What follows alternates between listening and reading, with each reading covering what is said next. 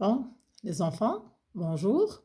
Aujourd'hui, nous allons faire la lecture du texte Mémé t'embrasse de la page 30. Prenez vos livres et suivez. Je commence. Mémé t'embrasse, le 2 novembre. Ma chère Annabelle, j'ai bien reçu tes 2 lettres. Je n'ai pas répondu tout de suite à la première parce que je ne me doutais pas que c'était aussi pressé. Excuse-moi. D'abord, béni soit cet ordinateur qui me permet d'avoir des nouvelles de toi. C'est bien la première fois que je trouve quelque avantage à cet engin moderne. Un engin, c'est-à-dire un appareil, qui, jusqu'à maintenant, m'avait paru bien barbare.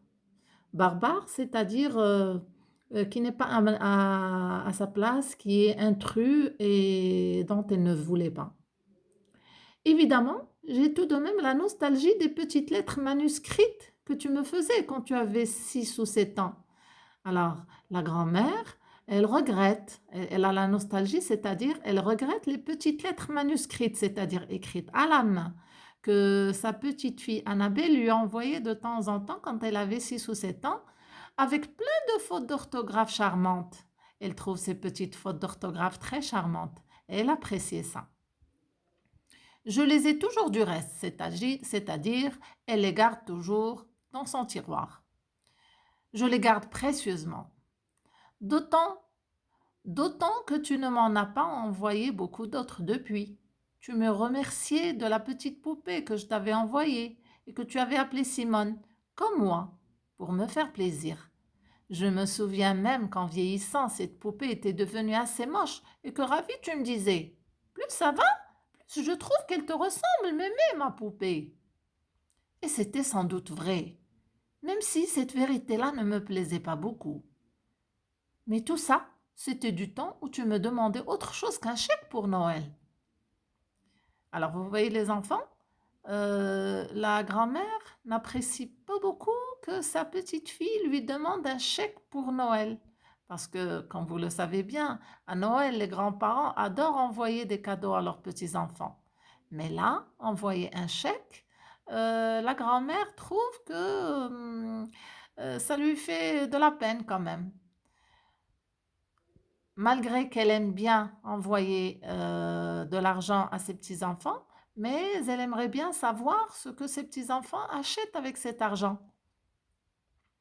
J'en profite pour te dire que si ça m'arrange bien à mon âge, de ne pas avoir à courir les magasins pour t'offrir à toi et à tes 2 frères quelque chose qui vous plaise, ça me narve aussi de vous envoyer un chèque, comme pour le gaz ou les impôts. D'autant plus que vous ne m'écrivez jamais ce que vous avez acheté avec mon chèque, au point que je me demande parfois si vous n'en avez pas fait des confettis. Vous savez ce que c'est que les enfants des confettis? Ce sont les petits bouts de papier en couleur qu'on jette quand il y a une fête. Alors elle leur dit, elle ne sait pas est-ce qu'ils ont vraiment acheté quelque chose avec le chèque qu'elle a envoyé ou bien ils ont découpé le chèque en 1000 morceaux et ils l'ont jeté en l'air. Tu me dis qu'il fait chez toi un temps pourri. Ici, il pleut assez souvent aussi, mais les arbres ont pris des teintes magnifiques et je reste assez souvent devant ma fenêtre pour être très sensible à des choses comme celle-là. Très sensible à des choses comme celle-là, c'est-à-dire très attentive à ces petites choses-là. C'est-à-dire, elle adorait regarder derrière sa fenêtre tout ce qui se passait dans son jardin, les petites couleurs que prenaient les branches, les arbres, les petites feuilles qui restaient. Je te quitte car ma voisine va arriver. Elle vient faire un Scrabble avec moi tous les après-midi vers 17 heures. Ça nous fait passer le temps et ça nous maintient un peu les neurones en forme dans le cerveau. Alors les neurones, ce sont des petites parties dans le cerveau. Parce que comme vous le savez, les vieilles personnes commencent à oublier certaines choses. Alors, quand elles passent leur journée, tout leur temps à ne rien faire, bien sûr que ça peut s'aggraver et devenir une maladie. Mais si les grands-parents ou bien toute personne passe son temps à faire autre chose, comme par exemple jouer au Scrabble, faire des jeux de société, faire de la couture, du jardinage, hein, les grandes personnes aiment bien faire ça. Je préfère ça au feuilleton télé. Je t'embrasse bien fort, mémé.